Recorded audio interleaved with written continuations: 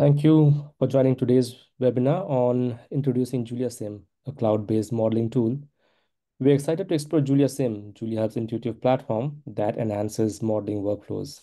Our speaker, Dr. Michael Tiller, Senior Director of Product Management for JuliaSim, will walk us through its powerful features and capabilities. Let's get started and see how JuliaSim can streamline your modeling processes, improve collaboration, and enable modern deployment workflows.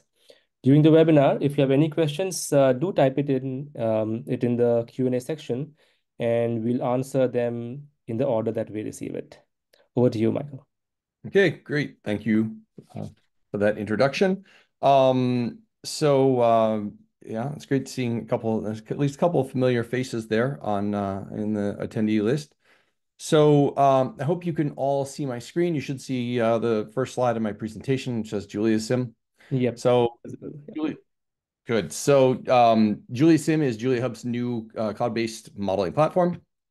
And so I'm going to just talk a little bit about the platform and also roll up my sleeves and show you some live demos. So it should be very exciting. I'm on the edge of my seat to see if it all works. Hopefully it will. And hopefully you'll be on the edge of your seat as well. So let me go ahead and get started here. So the first thing I'm going to do is start by introducing the terms like Julia, JuliaHub, and JuliaSim, just so that we're all oriented in terms of what we're actually talking about here. So Julia itself is a modern language for technical computing. It was, in some sense, Julia is an answer to MATLAB and trying to have a more modern take on a language for doing technical computing. So by technical computing, I'm talking about things like mathematics, engineering, just general scientific computational work. So Julia, one of its claims to fame really is just its exceptional performance. That's thanks to its just-in-time compilation and just overall, partly due to a feature called multiple dispatch, which I'm not really going to talk about here, but these are things that really allow you to write fast Julia code that runs quickly. So Julia includes a very rich ecosystem of packages. I'll be showing some of them today, just to show how they enhance JuliaSim when you're working with it. But a key thing for understanding how JuliaSim works is the fact that there is a package manager in the Julia platform. And because JuliaSim is built on top of Julia, we can leverage the Julia package manager. And this allows us to manage dependencies in the way that you would in a normal modern language. And so we can declare dependencies not just on Julia packages, in general, but specifically on Julia packages that contain models. And so we can then, if we need to use electrical components, we can depend on an electrical library and then use components from that library. So that's why the package manager is important. I mentioned before, Julia has this just-in-time compilation, which we're going to see. It's going to make an appearance during the webinar in some small delays in various things. And the point of that is that in some cases, it may do this just-in-time compilation and cache the results. But the point is you'll only really pay that price once. And then every time after that, when you run things will be very fast. So, and I'll show examples of that as we go along. And Julia also includes out-of-the-box support for GPUs and a wide variety of different CPUs. Another thing that makes Julia compelling, in particular for modeling and simulation, and in modeling and simulation of differential algebraic equations, is its ability to do automatic differentiation. Okay, so with that sort of out of the way, that's what Julia is. Julia is a language for doing technical computing. And JuliaHub is I should mention actually, Julia is an open source language. So you can download and install Julia on your computer today. It's not a commercial product of ours. JuliaHub is a commercial product of ours. So JuliaHub then builds on top of that cloud-based collaboration. So that means being able to create projects and workspaces, and then share those projects and workspaces with your coworkers, having a set of access controls on the content that you're creating, managing artifacts and data, having private registries for packages so that when you create a package, if it's only meant for use inside your enterprise, that's hosted on JuliaHub and people within your company can access it, but people outside can't. And in fact, maybe even only some people within your company can access it. So we provide those kinds of mechanisms for collaboration. Okay, so now to the meat of what we're talking about here, which is JuliaSim. So JuliaSim is uh, it contains a lot of stuff. The first thing that it contains is this incredible suite of numerical solvers. So this is various integrators, various nonlinear solvers, optimization algorithms. There's a whole bunch of really cool stuff in there that you can leverage, and taking full advantage of the Julia language and its the things that it's good at.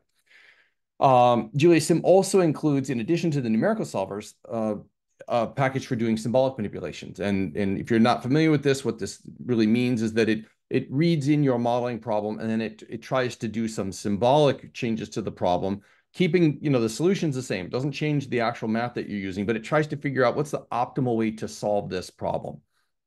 I'm not going to go into any real examples of that today, of what it's doing. Maybe a little bit. Actually, there's one example where I can demonstrate that. But the key thing to understand here is that with modern tools, the most performant tools, really, without question, are the ones that perform symbolic manipulation. They're also actually the most convenient to use tools as well. But so symbolic manipulation is an important feature, and we have that in our system. This leverages Modeling Toolkit, which is also open source, just like the Julia language, and that's a way of being able to represent your models and then actually optimize them. And we really have a vision with JuliaSim of being able to support a wide range of different engineering workflows. And I'll actually be walking through exactly what I mean by that shortly. So before I go into that, though, I just want to sort of orient ourselves in terms of what we really mean when we talk about using JuliaSim, and in particular JuliaSim when doing modeling in the context of a product development process, in industry. So I'm going to do this by sort of showing JuliaSim in the context of the system engineering V. So, if you know the system engineering V, just my apologies, but I'm going to do a little bit of explaining about all of this. So the left side of the system engineering V is the design side. It's where you're going to be doing the design work of your system. It starts with specifying a bunch of requirements for your system, and then that turns into requirements for your system, which are then cascaded down into requirements for subsystems and assemblies and components. And so this is the requirement cascading process. So as each of these processes kick off, they get requirements from the part above, the design process above. So this can be done for the plant model, the physical system. It can also be done for the controls and the software all at the same time. When you get to the bottom, you have, you start building prototypes, or you start working on software implementation or something, because you've got the design done. Now it's time to actually work on implementation and also validation and verification. So you have this other side of the V, which has to do with verification of each of these. So at each level, you want to verify that you've met the requirements for the design exercise that you're going through. So that's the verification and validation, or V&V side.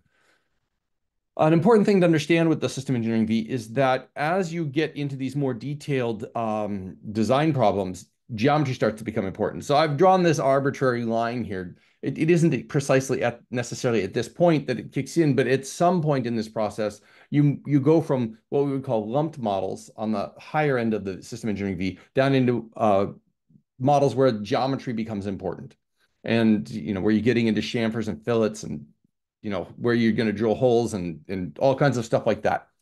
And so it's important to understand that distinction, and I'll show why in a second. Because on the upper part above that red line, typically when you have models, you're posing problems that end up being ordinary differential equations or differential algebraic equations. So those are what we would call the lumped or 1D, 0D kinds of problems. And so what would you do up there? Well, you have system architecture studies, for example, trying to figure out, before you really get too far into this process, what architecture of that system is gonna meet even your high level requirements. So you might be doing those, and you might actually be doing some verification at that point to say, well, if I'm building a car and I want to have 400 miles of range, and I have such and such a battery capacity, and so on in an EV, is that going to get me this range for a vehicle of a certain weight? This is very high level kinds of analyses that you might want to do and iterate on, so that before you go into the detailed design process, you've got some sense that this is an achievable goal. Then you get down into detailed subsystem design, and ultimately you've got these models that you're using on the design side, but you have to put in some placeholder numbers for certain things that you can't measure, stress concentration factors or flow losses or friction or other things that you can make a pretty good guess at in putting these models together. But until you get into the detailed geometric design, you can't really know for sure what those things are going to be. But the nice thing is that once you've done the design, once you've done this detailed design, you then have this ability to do that. And I'll explain more about that in just a second. The key point when you get into these detailed aspects is that you're going to be solving PDEs. So you're going to be doing finite element analysis and CFD analysis and stuff like that. And so when you cross this boundary, where these models are often useful is in coming up with boundary conditions that you can actually run the models up here and figure out what's the torque on this crankshaft, what's the pressure fluctuation in the manifold, whatever. You can get some of that information at this high level, which can be useful then in trying to do design studies of the components in arriving at the boundary conditions for those. And then similarly, on the flip side, and this is where this calibrated thing comes in, now that you're done with the detailed design, you can do some bench tests or you can run some PDE, simulations to try and figure out what are the precise values for the flow losses and the frictions and other things that are just not the kind of things you can just measure like with a measuring tape on your design. They're things where you actually have to put it in use and test it. So now you can get these more precise information about your design at this point, and then you can do the verification of your system by running the models and making sure that the system as simulated or even as fabricated, in a prototype form is meeting your requirements. So up at this level, in terms of models, you might be doing software in the loop simulation, maybe doing hardware in the loop simulation. And then also, we really shouldn't forget there's a little bit of a tail on this V. Your system can be designed, but even after you're manufacturing it and selling it, you have to deal with deployment, operation, maintenance, and prognostics. And so modeling can be quite useful in these contexts as well, in helping you to come up with, to diagnose problems or to forecast potential issues and when they might occur based on, real world telemetry that you collect, which is becoming increasingly popular and common among engineered products. So JuliaSim fits here. It it tries to handle all the problems that you can pose with ODEs and DAEs and some problems that you can pose as PDEs. So we really want to try and span this entire part of the product development process when it comes to modeling. So that's just to frame things so that people understand where JuliaSim fits in this diagram. So there's JuliaSim has both a GUI and something called JuliaSim Studio, which is what I'm going to really focus on in this presentation. But I did want to show the GUI so that you understand that what that really looks like. So this is a video of the GUI. You could see, like with many tools, it has the schematic rendering of your diagram. You can drag components down and connect them up. It comes with libraries of components. You can make your own libraries of components that can be dragged down. You don't have to wait for us to create components for you. When you click on a component, you can then edit the parameters associated with that component. So you go through and you can see here, we can look at the resistance and the capacitance of these components. And then you can set up a simulation by pulling, up this simulation section, specifying when you want the simulation to start and end and what the relative tolerances are, and go off and run a simulation. So there is a GUI environment for doing this stuff. And the models that I'm going to be showing and the way that we do the modeling is all compatible with that GUI environment. But for the purposes of this webinar, I really actually wanted to focus. We'll do a later webinar on the JuliaSim GUI. I want to really focus on what we call the JuliaSim Studio side, because I think there's some really interesting opportunities to modernize engineering workflows using some of the tool chain that I'm going to be showing. So with that, let's see if I can get back over here and go to the next slide there. So we'll be talking about these workflows and really our vision for modernizing these engineering workflows.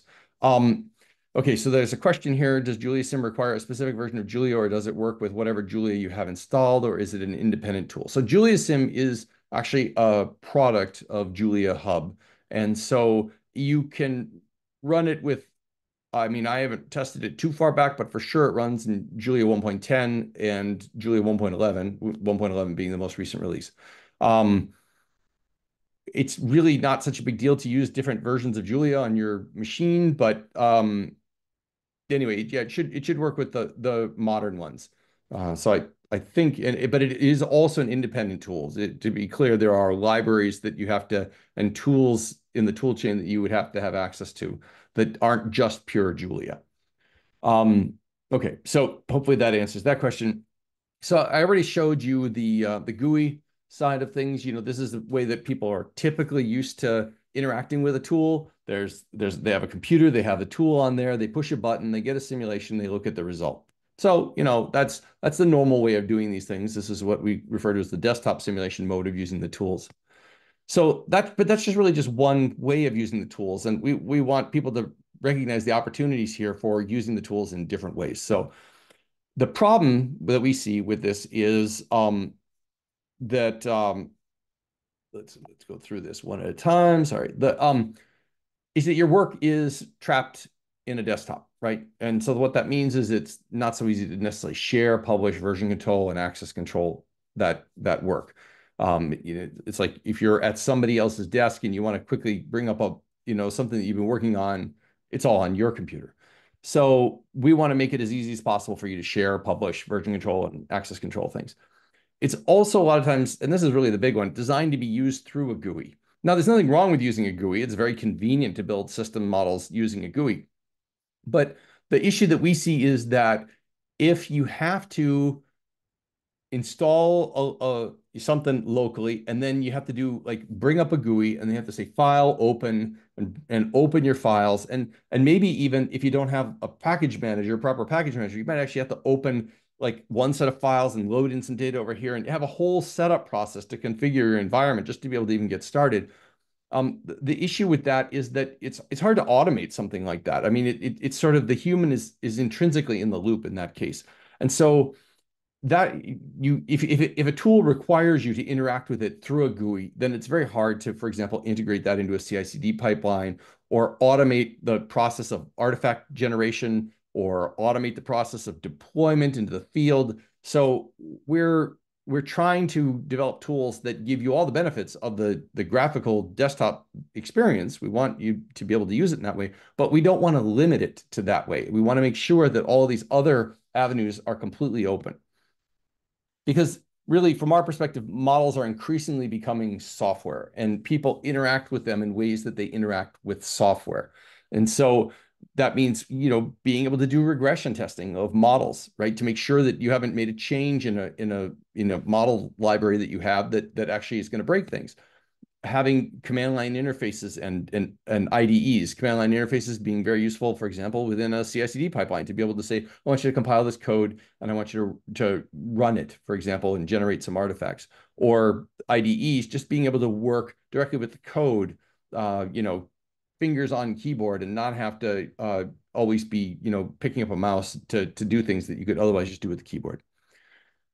Because ultimately, if you're using only the GUI on a desktop, you have really limited control over that workflow. And we're just trying to make it so that you have more options. And so I visualize that in this slide showing this. We want you to be able to do the desktop stuff and the GUI workflow, and we want you to be able to interact with your models via the command line compiler, via a REPL, which I'll show a demo of in a minute, using the Visual Studio Code extension that we have, which is called JuliaSim Studio.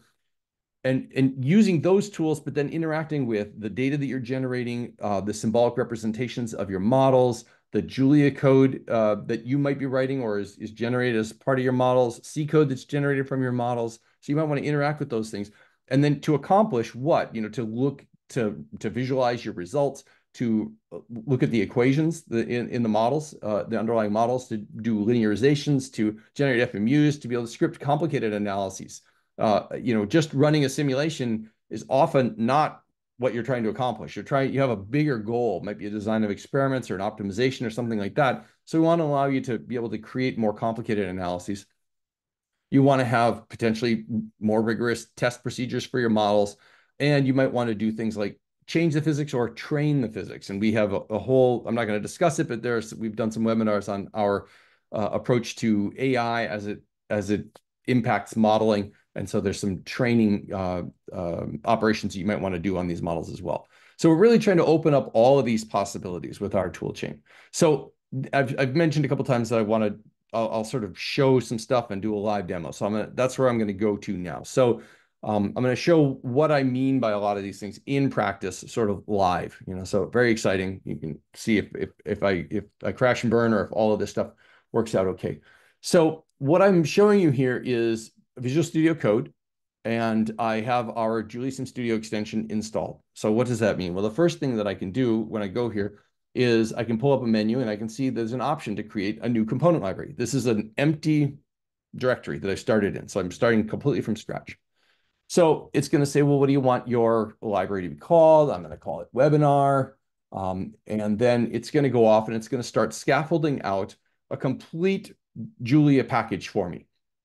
And so it's going to put in place all the files that we need. And you can see here, it actually says new JSML component library, webinar created and compiled. So we're good to go. And then I'm going to tell it, well, I want to work on my new library that I just created. So voila, there that goes. So now we can actually look at what has been scaffolded out. So not only is this like a completely functional Julia package right from the get-go, it actually includes a working example. So this is our hello world. Now you can just delete this and start with your own models, but I wanted to make it so that there was stuff you could do just right out of the gate to try and play around with this stuff. So let's sort of go through this. So the first thing I need to do is this package actually has dependencies. There's a project.tuml file, it lists all these different Julia packages that it uses, in order to performance analysis. So the first thing I'm going to do is I'm going to start up a Julia REPL. So if you don't know what REPL is, it's basically this interactive prompt that, right here, right? So you can do 3 + 5 and it answers that. You can do, just enter arbitrary Julia stuff here. So what I want to do here, the first thing is that to notice about Julia is that it has its package manager built into the Julia REPL. So what that means is that I can come over here and I can say instantiate, and that's just our word for, finish filling out this project by downloading all of the dependencies that we're going to need. So it's going to go off and it's going to download the dependencies and it's going to do this process of pre-compilation. And you'll hear me use this term pre-compilation or JIT compilation. This is really where Julia is compiling something in advance. So Julia isn't interpreting things in the way that languages like Python or JavaScript generally do. It's actually compiling it down into machine language for your specific processor. And so that's what this pre-compilation and JIT compilation is doing. So that didn't take too long. I mean, if I did this on a fresh computer, it would probably take longer, but many of these packages I've used before, so they were kind of sitting around. So we're good there. One thing I'll point out about this, I'll just go through this model to kind of explain what's going on here. This is just a simple, as I said, hello world model. So it's just a first order system. So we have a variable x that has units of meters, a parameter k that has units of 1/seconds, and a parameter x naught that has units of meters. These have initial values, and we can express the mathematical problem here by saying initially x is equal to x naught, and the derivative of x is equal to minus k times x. So it's just a simple first order system that anybody would really recognize. So let's say I want to start playing around with this model. I want to do something with this model. So I'm going to get started by doing two things. I'm going to first say using revise, and I'll explain what that means in a minute, but it just takes a second to load that in. And then and revise is very cool, and I'll explain what it does in just a minute, but I'm going to load in my package. So now I've got my package accessible to me in the Julia REPL, and it's again doing its little just-in-time compilation thing. Okay, it's done. So there are a couple more things that we hadn't ever run before. And just-in-time compilation basically means it's gonna wait to compile it until you need it, right? So it just compiled a few more things. We're going to see another example of that right now. So if I open up the metadata associated with my model, you will see that it defines an experiment that we call world and a test. So let me talk about the experiment first. When this code, and this is JuliaSim modeling language code, gets compiled into Julia, and that's being done automatically as I'm working with this environment. That's one of the things that the JuliaSim Studio extension does. As I'm changing the code here, it's automatically being translated into Julia. So what that means is that this world experiment is already set up in this REPL. I can say solution equals world.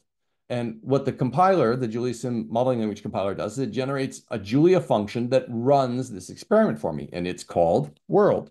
So here it is. So I can run this. Now, again, we get a little bit of JIT compilation that's going on. So there's a little bit of a hiccup there, and then it runs a simulation. Now, the next time I run this, though, it's very fast, right? I can actually time it. I can say, okay, run this function, right? And it's a fraction of a second. So I just want to emphasize that every once in a while you're paying this little tax to do the just-in-time compilation, but the benefit of that is that from then on, everything's super fast. So we've run this simulation, and let's say that we want to plot the result of this solution. So the Julia environment has all kinds of packages. One of them is called plots. Now, if I were to try and use it right now and say plot solution, it's going to give me an error. It's going to say, what do you mean plot? There's no function called plot defined.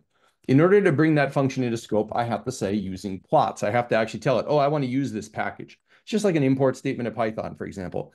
But the difference is that in Julia, that again, I've emphasized the package manager is kind of built into this whole process. If I say using plots, I actually haven't installed plots yet. I didn't declare that as a dependency yet. It doesn't know I need that. So when I hit using plots, it says, oh, you don't actually have that installed, but would you like to install it? So I say, well, yes, I would.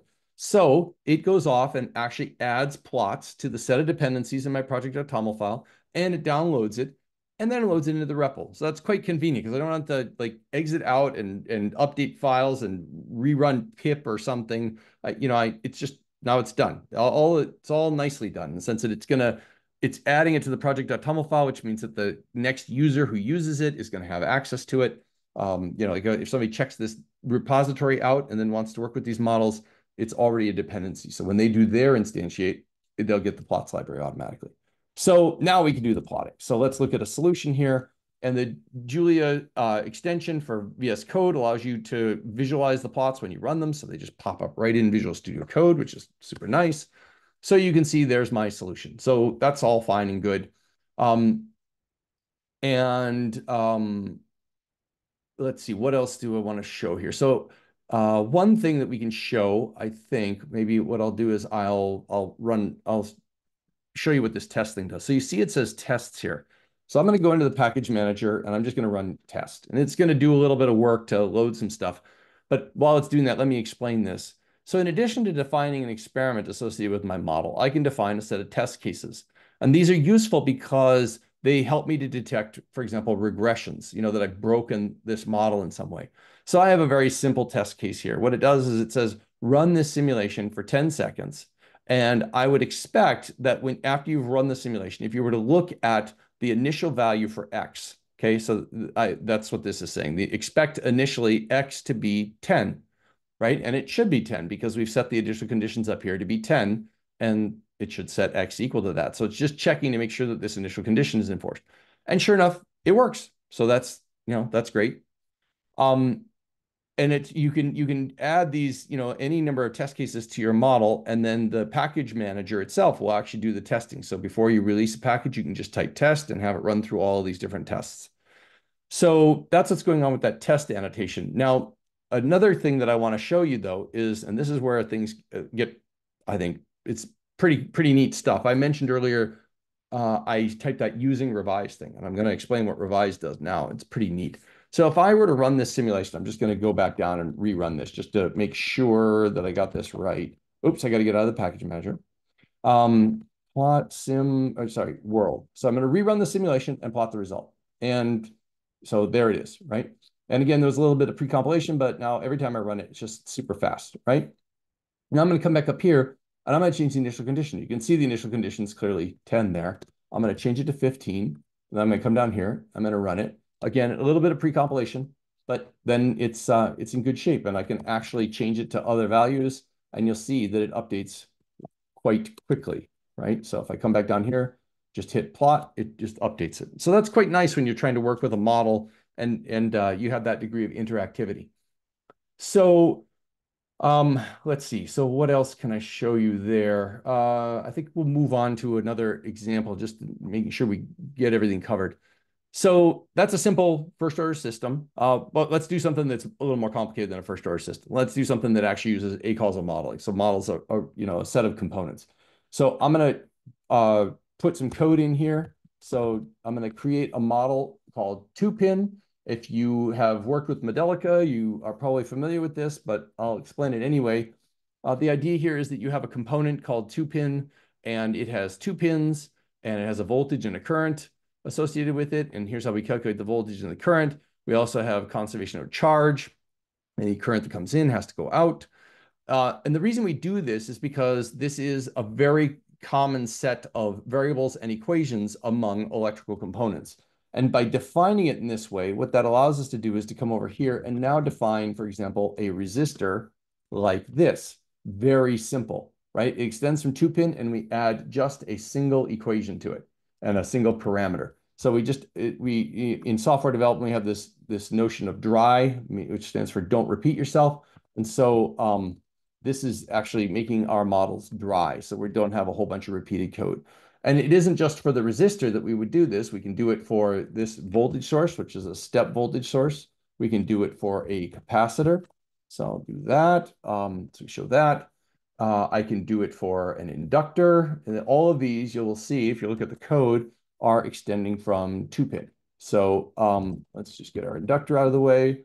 And then finally, in order to do, whoops, I missed a line. Sorry, I'm going to go up here and add a line. It says component inductor. Okay, great. Then I will add a ground. And once we add the ground, we'll have all the components we need to make a simple circuit model. So we're going to throw that in there. All right, so there's our ground. And then finally, we have the actual circuit that I want to do. I'm going to come over here. I'm going to create this circuit called RLC JSML. So there we go. So this is a circuit, and what it does is it says I have a resistor, which is a resistor with a resistance value of 100. I have a capacitor, which is a capacitor with a capacitance of 1 millifarad. You notice JSML supports metric prefixes, so you can say 1 milli or 1 nano, or there's 1 K of something.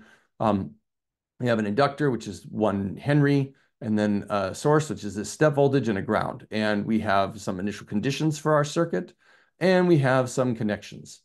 Okay, so we're basically connecting these components together. And with all of that, we now have a circuit model. So that's and this is the same. This JSML code is the same representation that the GUI that I showed earlier uses. There's a bunch more metadata that's needed on these components in order to be able to talk about where they're located in the diagram and how their connections are routed. I'm sort of skipping over that just to keep things simple, but I will add one piece of metadata here, which is right here. So I'm again going to add an experiment to this model and a test case to this model. So as far as the experiment is concerned, you see that I've defined an experiment called SimRLC, which will run the simulation out for 10 seconds. So I will come back down here and I'll say solution equals SimRLC. Okay, now I want to point out something. I just added that experiment, okay? And you'll see in a second, there's a little bit of pre-compilation that's going to go on here, but this is really the magic of revise. The REPL already has it in there. So what revise is really doing is if you change files on the file system, it is updating what's in memory in your session, in your Julia session, which is really quite cool when you're trying to interactively work with a model.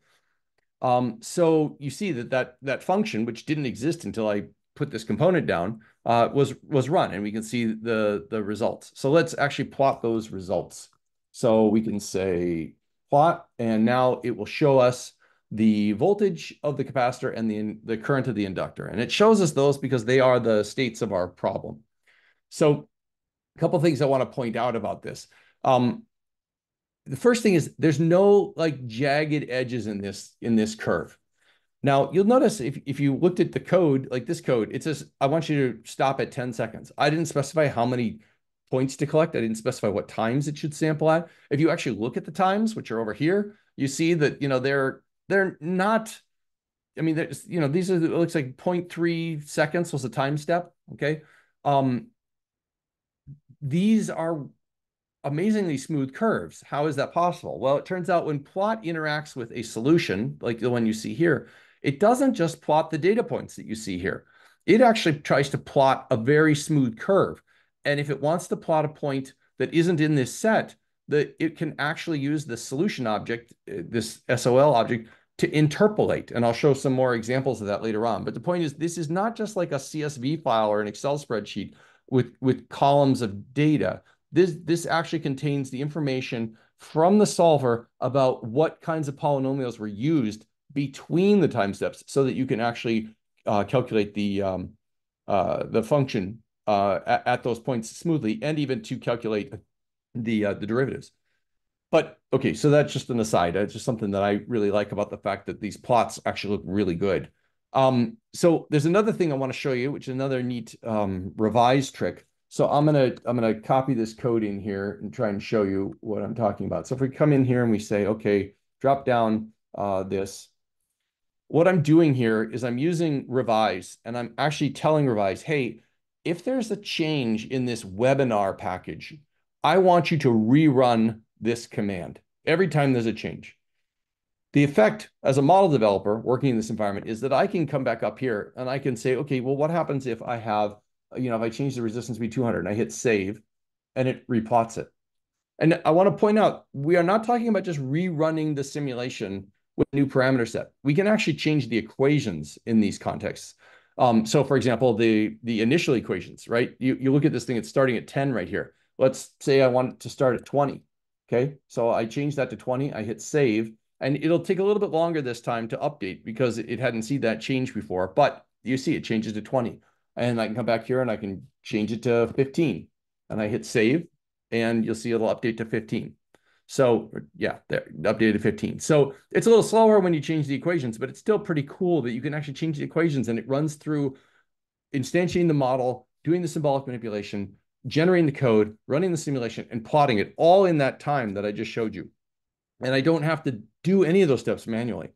So I can do things like change the capacitance, right, to 5 or 10, and then hit save, and then you see it just updates. I can change the step time of the voltage to be at 2 seconds and hit save, and it updates it.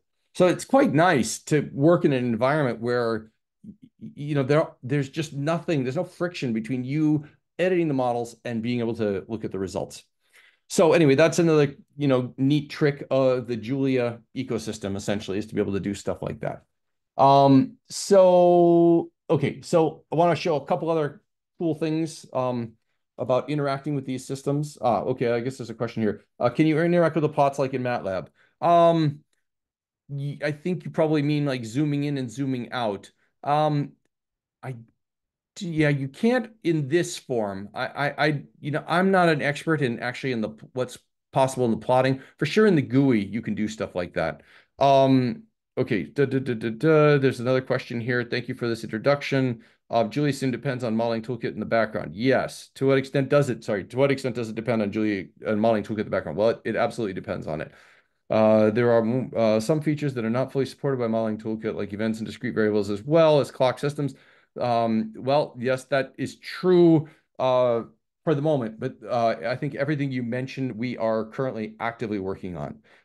So yeah, so in terms of handling events, discrete variables, events we can actually handle in Modeling Toolkit, but discrete variables and clock systems, discrete variables, there are some workarounds. Clock systems, we've actually done a bunch of implementation work on that already for some customer projects, and we're hoping to fold that into the open source toolchain soon. So we're definitely working on all those things. Okay, let me try and get through some other, now that I've answered those questions, some other things I wanted to demonstrate here. So speaking of Modeling Toolkit, I'm going to bring Modeling Toolkit into scope. And the reason I'm going to do that is because I want to instantiate my RLC model. So I'm going to say at mtk build model of an RLC. Okay, so that goes off and does that. And it tells me certain things about my RLC model. It says that it has 2 unknowns. These are the 2 states it's going to solve for. It has some parameters. So it actually did the symbolic manipulation already for this thing. It shows me this incidence matrix. I'm going to go at one better, though. I'm going to actually show you the equations for this component. So how am I going to do that? Well, the first thing I'm going to do is I'm going to bring in a package called LaTeXify. And so that is super useful for rendering equations. I forgot to add it. I quote forgot. I deliberately forgot to add it at the start of this session so that I could demonstrate again that in a live running REPL with all these things in memory, I could just say, yeah, load that up and let's run it. And so then once that's done, I can, oh, and I see Marco added, yeah, he mentioned this idea of using Plotly, for example, as a backend, and that gives nice interactive plots. So thank you, Marco, for chiming in on that point. Yes, I'm sure the Julia ecosystem is quite rich. I'm sure there was a way to do it. I just couldn't demonstrate it right now. But yes, using Plotly would be great. Okay, getting back to the modeling toolkit thing, I've got this model and I've loaded this LaTeXify package. What can I do? Well, I can say render. I can actually say LaTeXify the model, and it shows me some LaTeX equations for the thing. But that's not very satisfying because those are all textual and stuff. So I can say render LaTeXify, uh, and that will actually show them up there, which is very nice to be able to see, essentially the symbolically manipulated equations.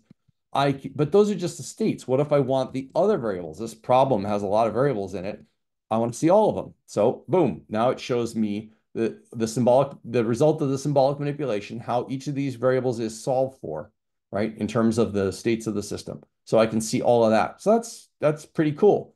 It's not just an incidence matrix like we saw over here. This is like the real deal. This is the real set of equations. And you can do that with any modeling toolkit component. But another thing you can do when you have this model around, so I can refer to variables within there. So let's go back and plot our solution just for the purposes of showing this. You'll notice it only plots the voltage and the current. Okay, what if I want to plot the current through the capacitor? So the way I can do that is I can say plot the solution, but I want to actually show model.capacitor.current, right, as my variable. And it'll do that, right? So I've said I want to see the current in the capacitor. I could just look at the voltage in the capacitor, okay? And it'll plot that as well. But it's a lot richer than it looks. So first of all, I'm specifying the signals by their symbolic name in the model. So that's actually pretty slick that it can do that. But in addition, it's not just individual signals that I can plot here. I can actually plot expressions. So I can say, okay, I want to see the product of the voltage and the current. Okay, so I give an expression, a symbolic expression, capacitor voltage times capacitor current, and I run that, and it plots that for me, which is pretty cool. Again, notice it's actually interpolating these values when it's doing this plotting, right? It's not just blindly, computing the values at certain data points and then showing, some jagged, sort of undersampled signal. It's actually showing me a nice smooth curve of the power that's going through the capacitor.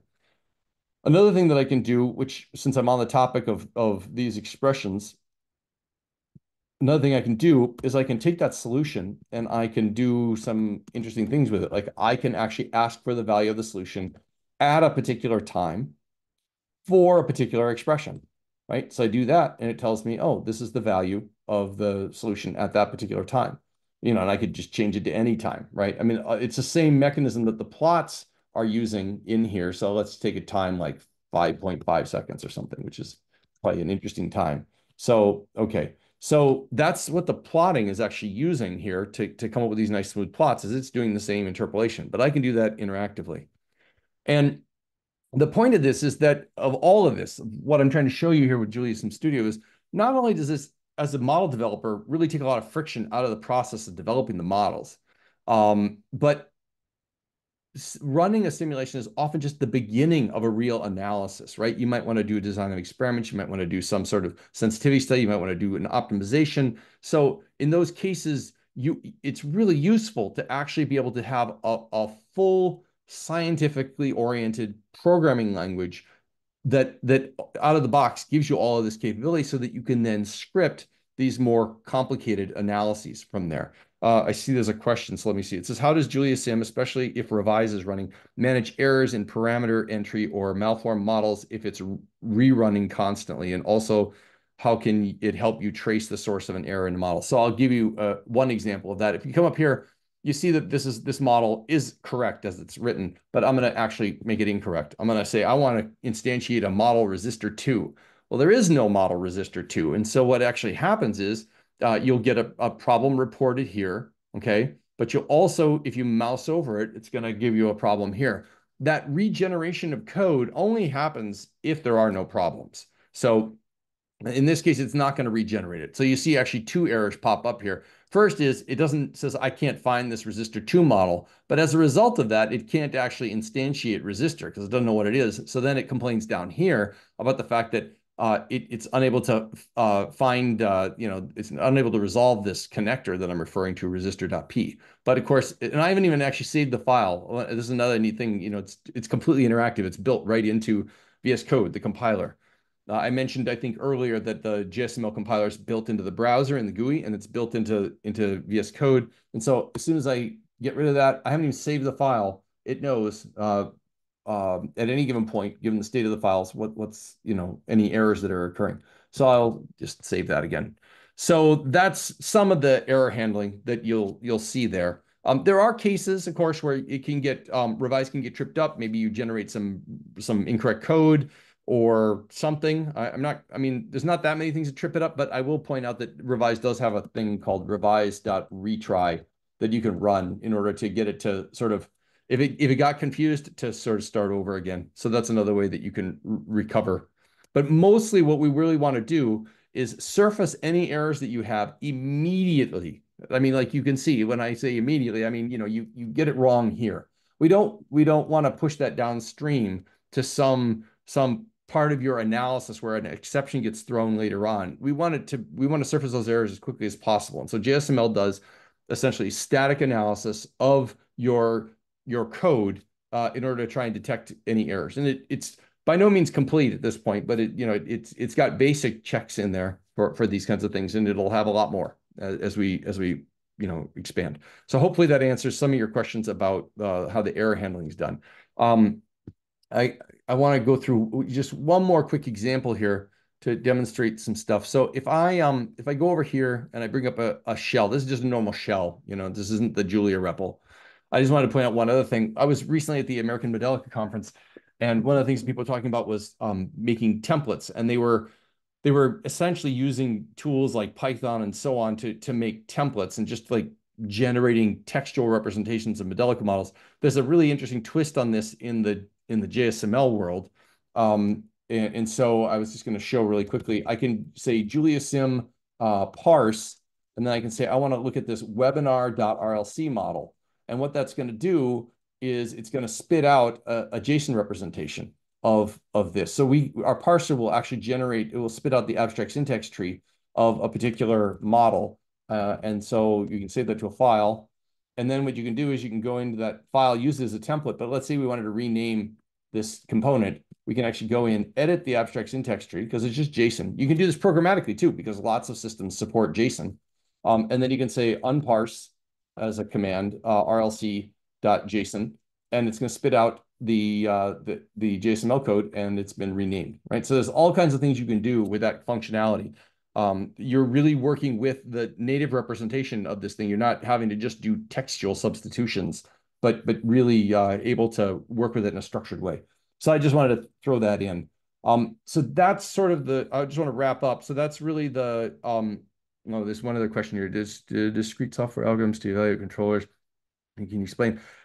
So as far as writing discrete software algorithms, I mentioned that we were already working on handling of discrete variables and clock systems, and that's exactly why we're working on those things, is to be able to describe. And I also mentioned earlier that we want to have native features, or maybe I didn't mention that. No, I didn't mention that. I'm going to mention it in the next slide. So let me come back to the rest of that question when I get back to the presentation. So that's sort of concluding the hands-on stuff. I want to try and wrap up because I want to make sure we get to the rest of the presentation. But hopefully that shows you some of the capabilities that we're trying to empower model developers with when they use JuliaSim Studio. So okay, JuliaSim modeling language. I've referred to this many times, and I really want to have a slide on this to really explain what we're talking about here. If you're familiar with Modelica, you've probably seen it. Probably looks quite familiar, and that's because we're really sort of building on the shoulders of giants here. So JSML is very similar to Modelica, but with what I would call some modern twists. There were some things, Modelica was developed a long time ago. I first got involved with Modelica in the 90s, so that gives you a sense. And the design decisions that were made there were actually really good ones for the time, but some of them, we can revisit. And so one of them was the way that graphics are done in Modelica. It has its own sort of language in annotations for doing graphics. SVG was not ubiquitous at the time, and so we couldn't really rely on that. But SVG is now ubiquitous, and so we don't really get into describing rendering of things at all in JSML. It's all just delegated to SVG. Also, Modelica has its own annotations and syntax for structured data. Now, JSON, JavaScript object notation is ubiquitous. All languages can read and write JSON notation. And so we actually just use that for the metadata. So if you actually looked closely at our metadata in, for example, this model, you see that this is actually from here to here is just JSON. And same thing for metadata on components, although I don't have a good example here. It's just JSON. And so the part of the reason for that is because when we compile it into the abstract syntax tree notation that I kind of showed you, it just translates right through and translates right back. And so it makes it very easy to inject and query. And you can use a whole range of JSON tools like JQ and other things with this metadata because it is just JSON and it's just natively understood. But you can also use those same tools to manipulate the abstract syntax tree and then regenerate code. So that's a really interesting option as well. So we have this VS Code extension, JuliaSim Studio, which you saw a fair amount of. There's a way more we can do with it, but it's already quite usable in terms of creating models. I guess, yeah, I said earlier that I had said this and I hadn't said it, but now I'm going to say it, which is that the compiler itself runs natively in the browser. So there's no having to go to a server and query to ask questions about a model that's in the browser. So our GUI runs in the browser. It actually uses Git in the browser. It uses the compiler running natively in the browser, doesn't require any external services for those features.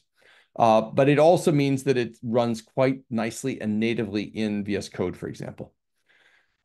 There are no functions in JSML. There are functions in Modelica. So why the difference? Surely, functions are a necessary part of describing complex behavior in models. Absolutely. But we don't need functions in JSML because in JSML, it is purely declarative. And if it needs any, what we would call imperative calculations to be done, that's actually can be done in Julia because it's all built on top of Julia. So we get all the functionality of Julia packages for these functions, being able to do interpolations and all kinds of stuff just by using Julia functions. So we actually get a tremendous amount from Julia and save ourselves a tremendous amount of implementation by not having to support it in JSML. We also handle medium models. If anybody, I don't know if anybody here, I think John Batey was at my workshop at the American Modelica Conference. I see he's in the audience. So there we actually gave examples of using medium models. One of the things that's different about medium models for fluids in JSML compared to Modelica is the fact that the medium models can be propagated by connections. So instead of this sort of top-down propagation of medium models through hierarchies, as is done in Modelica, it's slightly more intuitive in JSML that if you connect two fluid components, then those two connectors share the same medium model, right? So you don't have to, it just saves you a lot of time because that information is already present in the model, the fact that these things are connected. And so you can actually reduce the amount of explicit statements about propagation of media by a considerable amount when you take into account that fact. So anyway, let's see, what else? We're going to have a native state machines planned. That's exactly for doing things like representing controllers and essentially embedded software systems. So we plan on having that. Modelica has this it has synchronous semantics and it has clocked subsystems and stuff like that. But those are late additions to the language, and we're trying to see if we can make it so those are integrated more nicely into the language. And improve the user experience around that functionality. And then as I mentioned a couple of times, we have this full-featured and proven package manager that we can use to manage dependencies. And what that means is that we don't actually have a monolithic standard library. We have several libraries for blocks and electrical components and mechanical components, but they're modular. you don't have to pull them all in if you don't want them. So if you want it, put it in, add it to to your project.toml, or just actually say at the command line using block components, and it'll go out and fetch that, and you'll have it. But you don't have this monolithic standard library. We also, another thing that's different is that we actually build in to the language. Essentially, there's a built-in package that includes all the SI units and the connectors for the standard domains. So the point is, you don't have to, and that's actually not that much code, or not that much stuff, but that way you don't have to pull in a whole standard library or a whole library on electrical components just to get a connector definition so that you can put a connector on something. So we just think that the package manager has a lot of strengths, and in this case, to keep things light in terms of managing the content. So in conclusion, we're here to support modern engineering workflows. That's one thing I want to really emphasize here. So that means being able to support Git, collaboration, CI/CD. In VS Code, if you were to use Git in VS Code and check out a new branch because of revise, it would all just update, right? I mean, your running REPL would all of a sudden have all the new models when you did a Git checkout. I mean, that's pretty cool if you ask me. But there's other implications, as I said, for collaboration, for CI/CD. Hopefully you can see how some of these tools, like the command line compiler I showed, could be used in CI/CD to do things. But our platform itself, JuliaHub, provides scalability and flexibility via cloud-based resources for running simulations and web-based applications for interacting with the tools just through a web browser. But if you want to use an IDE like Visual Studio Code, you can do that. It lets you decide how you want to interact with your models. You're not just required to do it through a GUI and doing a file open. It does symbolic manipulation, automatic differentiation, which is where some of its performance comes from, and potentially even GPUs to deliver some pretty amazing performance, if you ask me. And I tried to demonstrate that with the interactivity in the environment of changing something and updating the plots. And then it's built on its thriving ecosystem, which has its foundations or its roots in open source. So that's that. There are a couple of questions that I think got queued up here. I'll try and answer now. It says, any plans to interface with models from Cameo and other MBSE tools? Yes, I don't have any specifics, but you saw requirements in that system engineering V, and for some safety critical systems, it's necessary to have traceability of requirements through the models all the way to the generated code. So this is something that we are very much thinking about.